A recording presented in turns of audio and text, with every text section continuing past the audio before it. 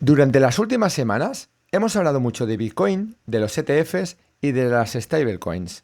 Pero hay algo que me hizo parar y empezar a investigar. La verdadera pregunta era mucho más importante. ¿Cómo gana realmente dinero Circle? ¿Vende criptomonedas? ¿Cobra comisiones? ¿O existe un negocio mucho mayor que la mayoría de inversores todavía no ha entendido? En lugar de buscar respuestas en redes sociales o titulares de prensa, decidí ir directamente a la fuente. Me descargué el formulario S1 que Circle presentó ante la SEC antes de salir a bolsa. Más de 200 páginas donde la propia empresa explica cómo funciona su negocio, cómo obtiene ingresos y cuáles son los riesgos que reconoce ante sus futuros accionistas. Así que en este vídeo no voy a dar una opinión. Vamos a comprobar si todo lo que está diciendo sobre Circle está realmente respaldado por datos. Durante los próximos minutos utilizaremos documentación oficial, datos on-chain y gráficos del mercado para responder una única pregunta. ¿Está Wall Street comprando simplemente una empresa relacionada con las criptomonedas o está invirtiendo en una pieza fundamental del nuevo sistema financiero? Vamos a descubrirlo.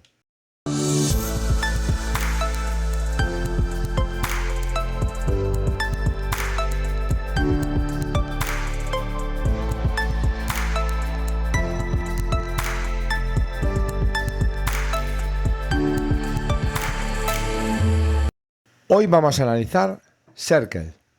Antes de entender cómo gana dinero Circle, primero tenemos que entender qué hace realmente esta empresa. Porque Circle no es una criptomoneda, tampoco es un exchange como Coinbase o Binance, y tampoco un banco tradicional. Circle es una empresa que está detrás del USDC, una de las mayores stablecoins del mundo. Pero, ¿qué significa realmente eso? Una stablecoin intenta mantener un precio estable. En el caso de USDC, el objetivo es que un USDC valga aproximadamente $1. Para conseguirlo, Circle mantiene reservas que respaldan los USDC emitidos. Cuando aumenta la demanda de USDC y se crean nuevas unidades, también deben aumentar los activos que sirven como respaldo. Ahora, fijémonos en este gráfico de CryptoQuant. La oferta total de las stablecoins ha crecido de forma muy importante durante los últimos años. Eso significa que cada vez circulan más dólares digitales dentro del ecosistema cripto. Y cuanto mayor sea ese mercado, mayor será también la importancia de empresas como Circle. Sin embargo, aquí aparece un detalle muy importante. Que aumente el número de USDC no significa automáticamente que Circle gane más dinero. Para descubrir de dónde salen realmente sus beneficios, tenemos que mirar este documento oficial presentado por la SEC, el formulario S1. Cuando empecé a leer este formulario S1, esperaba encontrar un negocio basado principalmente en comisiones, pero lo que descubrí fue muy diferente. Y eso es lo que vamos a analizar a continuación. Cuando un usuario compra USDC, Circle recibe dólares. Estos dólares van a las reservas. Estas reservas compran deuda pública estadounidense a corto plazo. A cambio reciben intereses y este es el beneficio para Circle. Y aquí entendí por qué el entorno económico es tan importante para esta empresa. Circle no depende únicamente del crecimiento de las criptomonedas, también depende del rendimiento que ofrecen esos activos a corto plazo. Por eso, quiero enseñaros el gráfico del bono estadounidense a 2 años. No porque Circle compre exactamente ese bono, sino porque refleja muy bien el entorno de tipos de interés a corto plazo. Desde 2022, esos rendimientos se han mantenido en niveles elevados y eso ha favorecido enormemente los ingresos obtenidos por las reservas. Si los tipos hubieran permanecido cerca del 0%, el negocio de Circle sería muy diferente. No porque cambiara USDC, sino porque cambiaría la rentabilidad de las reservas. Y precisamente por eso, la propia empresa dedica varias páginas del documento S1 a explicar cómo afectan los tipos de interés a su negocio. En ese momento dejé de ver a Circle como una empresa de criptomonedas y empecé a verla como una empresa financiera cuyo negocio depende tanto de las stablecoins como de la política monetaria de la Reserva Federal. Bueno, y como veis hasta ahora, todo parece bastante positivo. Un mercado de stablecoins que sigue creciendo, un entorno de tipos de interés elevados y un momento de negocio capaz de generar ingresos gracias a las reservas.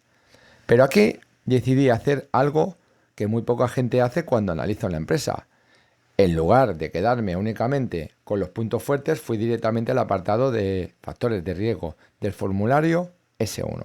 Es decir, el lugar donde la propia Circle está obligada a explicar qué puede salir mal. Y aquí encontré un dato muy interesante. La propia empresa reconoce que una parte importante de sus ingresos depende del nivel de los tipos de interés. Si esos tipos bajan de forma significativa, los intereses generados por las reservas también podrían disminuir. Es decir, no lo dice un analista, no lo dice un creador de contenido, lo dice la propia Circle en la documentación presentada ante la SEC. Y eso cambia completamente la forma de analizar esta empresa.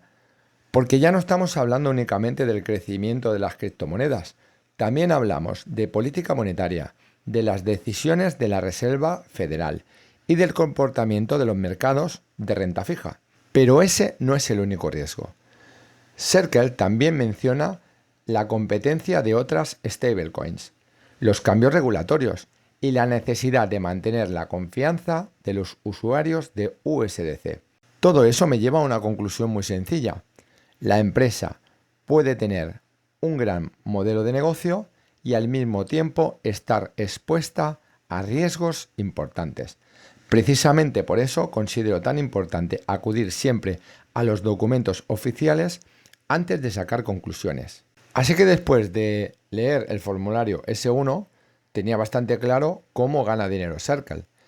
Pero todavía me quedaba una pregunta por responder. ¿Por qué el mercado está valorando esta empresa en cerca de 18.000 millones de dólares?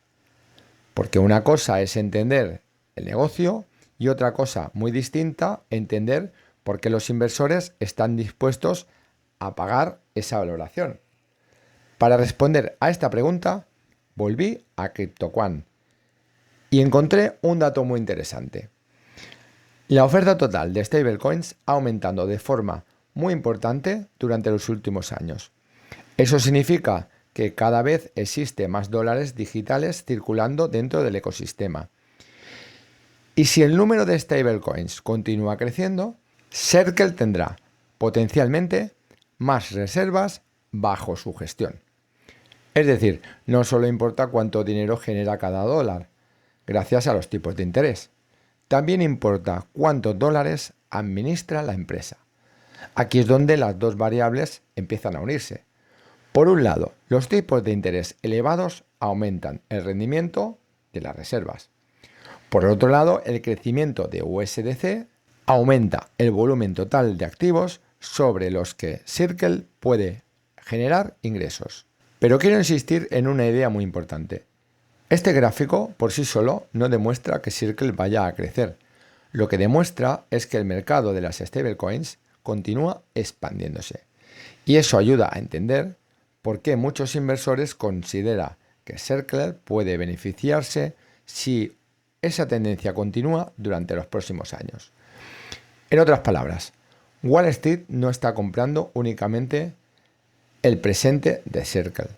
Está valorando una posible evolución futura del mercado de los dólares digitales. Y antes de terminar este análisis, quiero detenerme unos segundos en la evolución de la acción de Circle. Porque si alguien abre la gráfica de un año, puede llevarse una impresión completamente equivocada. A simple vista parece una empresa que no ha dejado de caer, pero ese gráfico necesita contexto. Circle salió a bolsa el 5 de junio del 2025, con un precio de 31 dólares por acción. Durante los primeros días de entusiasmo, los inversores impulsaron la cotización por encima de los 200 dólares. Actualmente la acción ronda los 73 dólares. Si tomamos como referencia aquel máximo inicial, la gráfica parece claramente bajista, pero si la comparamos con el precio de salida, la acción sigue cotizando muy por encima de la OPV. Después de leer el formulario S1, revisar los datos de CryptoQuant y analizar el entorno de tipos de interés, mi conclusión no es que Circle vaya a subir o bajar. Mi conclusión es mucho más sencilla.